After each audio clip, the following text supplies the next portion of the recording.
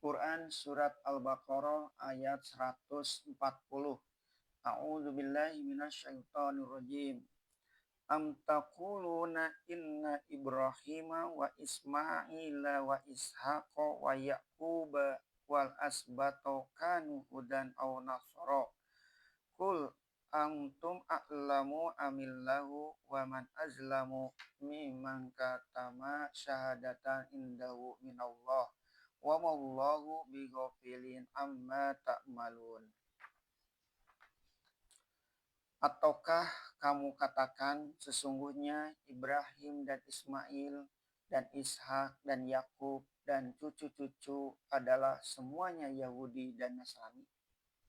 Artinya bahwa orang Yahudi akan mengatakan Ibrahim dan keturunannya itu adalah Yahudi. Nasrani mengatakan demikian pula.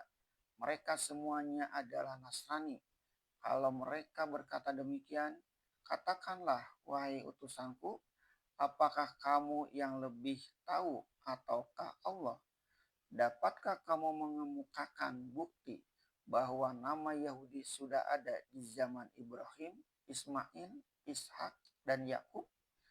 Nama Yahudi kamu ambil dari Yahuda anak Yakub sebagai nama agama. Mulanya hanya nama dari keturunan satu suku. Lama-lama kamu jadikan nama agama. Bagaimana kamu mengatakan nenek moyang itu beragama Yahudi?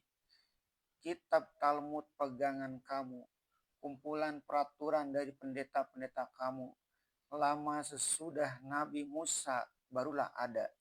Bagaimana kamu mengatakan nenek moyang itu beragama Yahudi?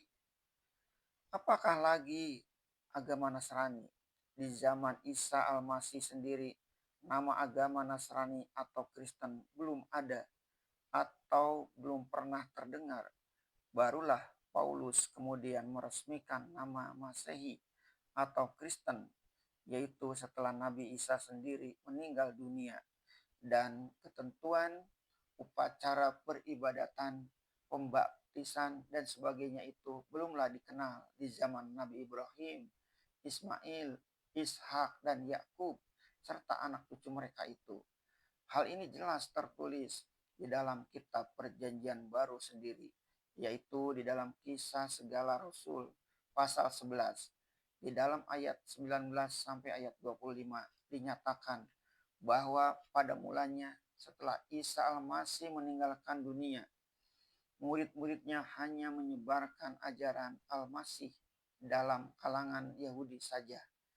Akan tetapi mereka karena tantangan yang keras dari orang Yahudi di Yerusalem sendiri, sehingga seorang di antara murid itu yang bernama Stefanus mati dibunuh orang Yahudi. Bercerai-berailah murid-murid Al-Masih itu.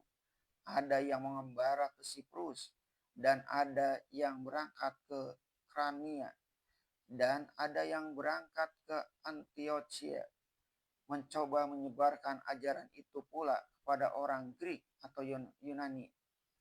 Seorang di antara murid Al-Masih bernama Barnabas berangkat ke Tarsus dan di sana bergabung dengan Paulus dan menyebarkan ajaran Al-Masih bersama-sama dan melanjutkan perjalanan ke Antiochia. Tatkala dijumpainya dia, lalu dibawanya ke Antiochia.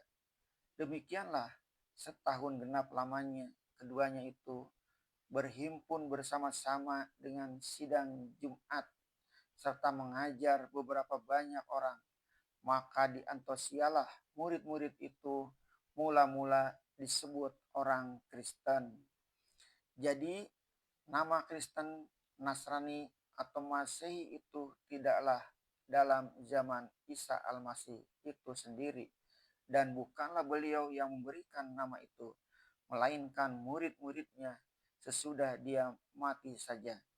Sedangkan Al-Masih semasa hidupnya menamai dirinya dari keturunan Bani Israel. Apakah kamu yang lebih tahu ataukah Allah?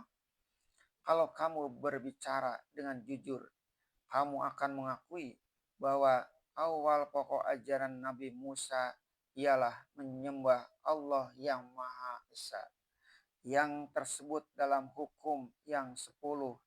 Dan Nabi Isa Al-Masih ketika ditanyai oleh orang Yahudi pun mengakui bahwa yang beliau tegakkan ialah agar mencintai Allah lebih dari mencintai diri sendiri.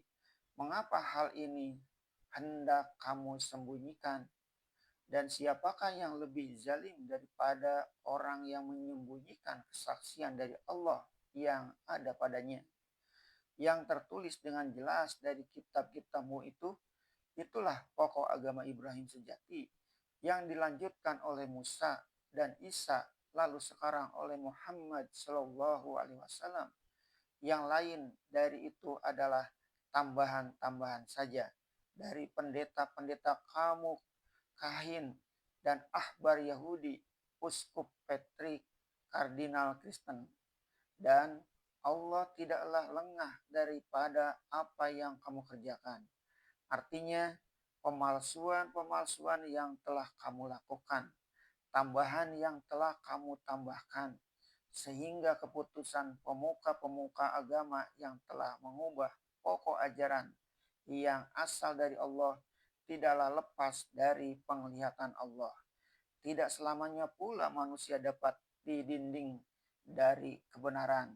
Sehingga lama-lama bila manusia telah timbul keberanian dan kebebasan berpikir, agama yang kamu tegakkan dengan cara begini akan kian lama kita ditentang orang, dan perpecahan dalam kalanganmu sendiri akan bertambah menjadi-jadi. Sebab celupan manusia bukan celupan Allah. Agama yang sebenar agama hanyalah satu, yaitu penyerahan diri yang tulus ikhlas kepada Allah. Kalau ini dibantah, berarti kamu membantah fitrahmu. Sekali lagi, Allah mengulang peringatannya.